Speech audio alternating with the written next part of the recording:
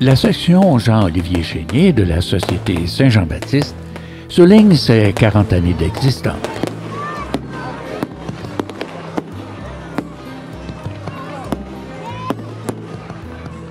Nul n'avait prédit à ses débuts que la section Chénier jouerait un rôle indéniable dans le paysage régional. N'est-elle pas à l'origine de l'engouement de la collectivité pour perpétuer le souvenir des patriotes à Saint-Eustache? La rébellion de 1837-1838 est la fin d'un long processus illustrant l'opposition à un régime anglais injuste. Comment ne pas souligner la complicité, cette connivence majeure de la municipalité de Saint-Eustache à participer au rayonnement historique de la région? Le résultat est probant lorsque nous nous promenons dans son centre-ville. Quel plaisir de découvrir, en effet, les fresques historiques et de profiter de l'authenticité des bâtiments patrimoniaux.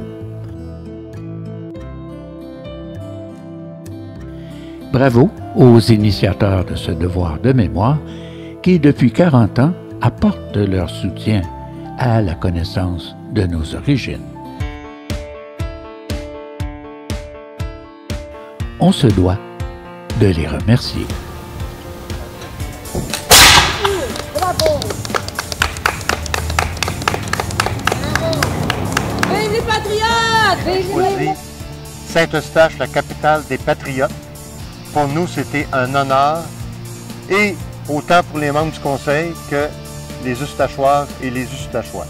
Je remercie ceux qui ont pensé à nous. Tant mieux si on devient un modèle pour le Québec. Nous en sommes très fiers.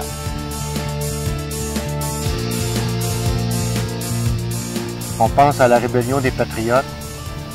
C'est quelque chose d'important pour notre histoire, pas juste de Saint-Eustache, mais de notre pays au complet. Des gens qui ont sacrifié leur vie pour la liberté et la démocratie. C'est pour ça que chez nous, il faut tout mettre en œuvre pour que les gens se rappellent toujours de ces faits-là. On a inauguré la place des Patriotes, le statue ici derrière moi, Jean-Olivier Chénier, une fresque dans le vieux Saint-Eustache. Et en même temps, c'est sûr qu'on prend soin de notre patrimoine, parce que le patrimoine chez nous, ça fait partie de notre ADN.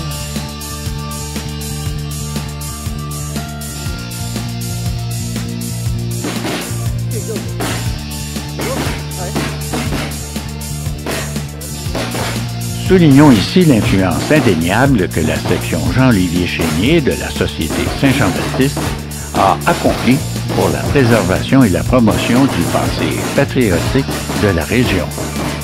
Depuis 1987, cette section organise, toujours à Saint-Eustache, la Marche des Patriotes commémorant les événements du 14 décembre 1837, la Journée nationale des Patriotes au mois de mai, et profite de la Fête nationale du Québec pour remettre le prix Fleur de Lys à une personne qui a grandement contribué au développement et à la promotion de l'identité nationale.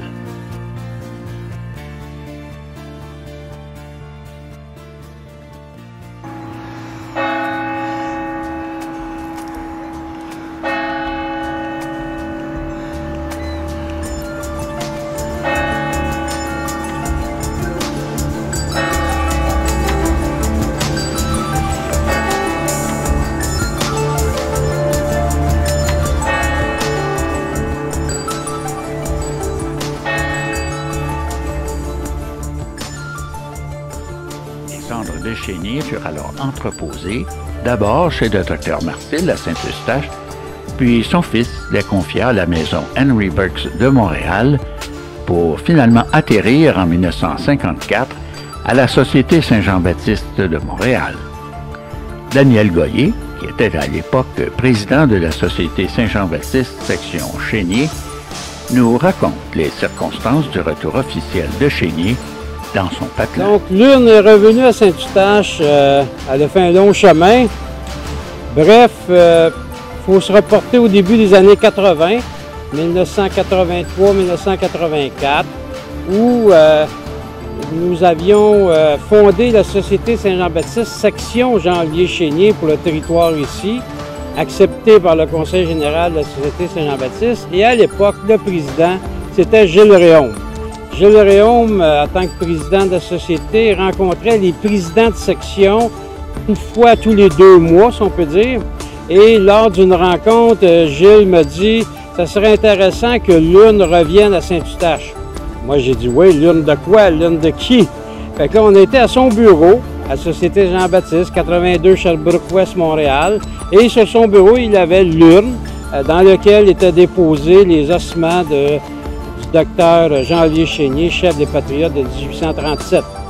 Donc, le vœu ou la volonté du président de la Société Saint-Jean-Baptiste, c'était de dire « Remettons en lieu convenable pour M. Jean-Olivier Chénier dans son patelin, dans son village, où il a combattu, où il est décédé. » L'urne, vidée de son contenu, est présentement exposée dans la fenêtre ouest de la mairie de Saint-Eustache, dans un espace clos et sécurisé, mais bien à la vue du public, à seulement quelques mètres de l'endroit où Chénier fut tué. D'une hauteur de 21 pouces, soit 54 cm, la jarre ne renfermait pas les cendres de Chénier, mais bien quelques-uns de ses os.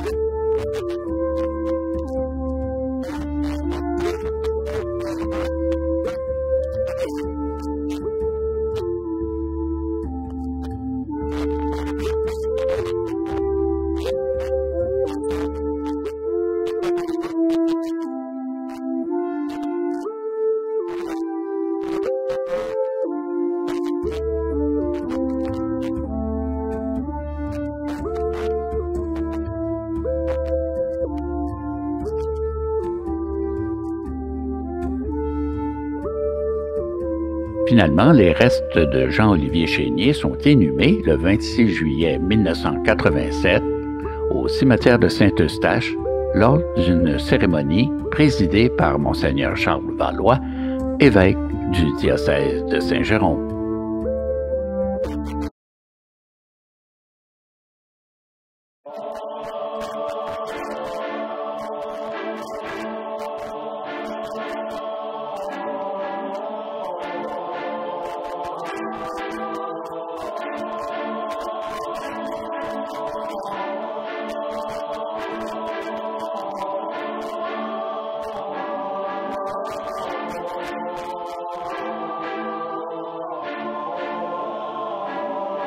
L'historien Claude-Henri Grignon, qui fut un artisan des démarches pour le retour des restes de Chénier à Saint-Eustache, nous écrit « Le long périple du docteur Chénier est enfin terminé.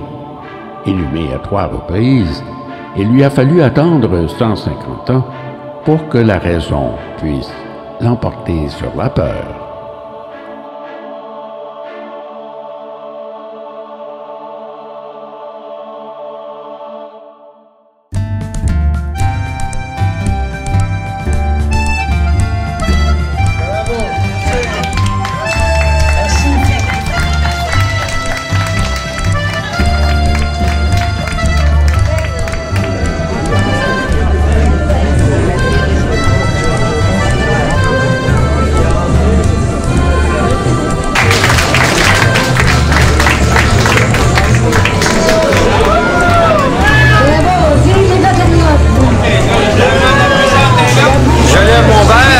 Société Saint-Jean-Baptiste, section Jean-Olivier Chénier, longue vie.